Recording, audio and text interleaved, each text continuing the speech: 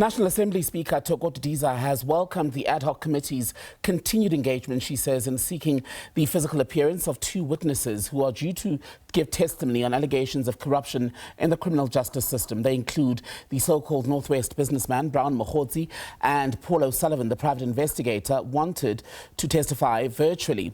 They cited security concerns as reasons why they could not be in the House. But we've now learned that O'Sullivan is back in South Africa and will indeed appear before members of the Ad Hoc Committee tomorrow.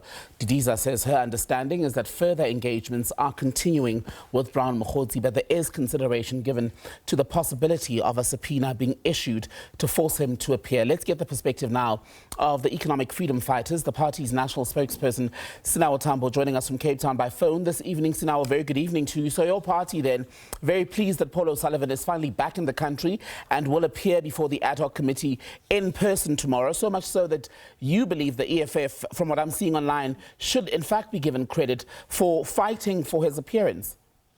Absolutely. We are actually not even convinced that Paul O'Sullivan was actually ever out of the country to begin with. So a lot of the claims made by O'Sullivan and Mogotsi are based on hearsay. For example, their requests for extra security due to a security threat to them or some threat to their lives was never vetted or proved by any security assessment by any law enforcement agency.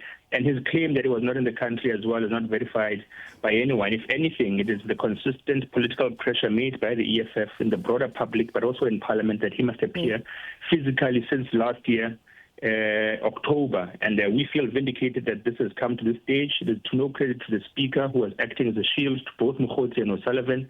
It is to no credit to O'Sullivan's own character as an individual, but rather he was being exposed consistently as someone who did not want to cooperate with the law in South Africa, and he found himself pressured to appear before us. There's still the issue, Tembegile, of him saying that he won't speak or answer the questions of certain political parties, such as the Economic Freedom Fighters, Action SA, and the MK Party. The fact that he's choosing those specific parties and leaving others out also shows to us whose interests he operates in. So we're going to have to deal with that challenge as well over the next coming 2 days. On that latter point then, Paul O'Sullivan today has given comments from IOL where he basically, to sum up for you, has confirmed he's back in the country, which you don't believe he was possibly ever out of the country, but he says he's not a coward and that he's ready to tell the country the truth. Given the misgivings that you have just highlighted, how much of a fair hearing do you think he will get from the House, given the fractured relationship already between himself and parties like yours and the others that you've listed? But B, how helpful of a witness do you think he's going to be then on that basis? I think members of Parliament, members of the Ad Hoc Committee have shown themselves largely to be reasonable, to be willing to engage even with hostile witnesses before them. And we can hope, and we can only hope, that Paul O'Sullivan will take the oath that he will be taking in Parliament tomorrow seriously and be cooperative with members of the committee, drop the arrogance that it has exhibited in various platforms, including the one you're on now, against Sakina Kamwendo, and he'll be able to cooperate fully with the Ad Hoc Committee. Otherwise, you must also know that the Ad Hoc Committee is not a platform where he's going to bully anyone. The threats he was sending to members of Parliament, to witnesses who are appearing before the Ad Hoc Committee, are not going to work when he appears for the Ad Hoc Committee tomorrow while he's under oath. So we are hopeful that he has learned his lesson, that he will drop the arrogance. Otherwise, he will be met with the same attitude he comes to that Ad Hoc Committee tomorrow, and hopefully we won't have the fireworks that all of us seem to be expecting. And on that note, right, on the expectation of fireworks, it's one thing for Paul O'Sullivan to feel aggrieved because of things that may have been said or not have been said by other parties. It's another thing for parties like the EFF to be equally outraged or offended by some of his utterances regarding the Ad Hoc Committee process. But ultimately, what South Africans want is to get to the bottom of what actually happened regarding these claims of interference, of corruption. How then should the Ad Hoc Committee conduct its business tomorrow to ensure that we don't, in the animosity that's already been established, lose sight of the greater goal? Because if you all meet tomorrow and no one, or there's just concern about who's going to blink first, we're going to be wasting very, very, very crucial time. I agree with you, and the principle should be that everything that has happened prior to his appearance in front of the Ad Hoc Committee should be left outside of those proceedings. Outside of him taking an oath of office is something that happened outside of the Ad Hoc Committee's own processes as well. So what has happened in the political terrain outside of what's happening inside the Ad Hoc Committee should remain there.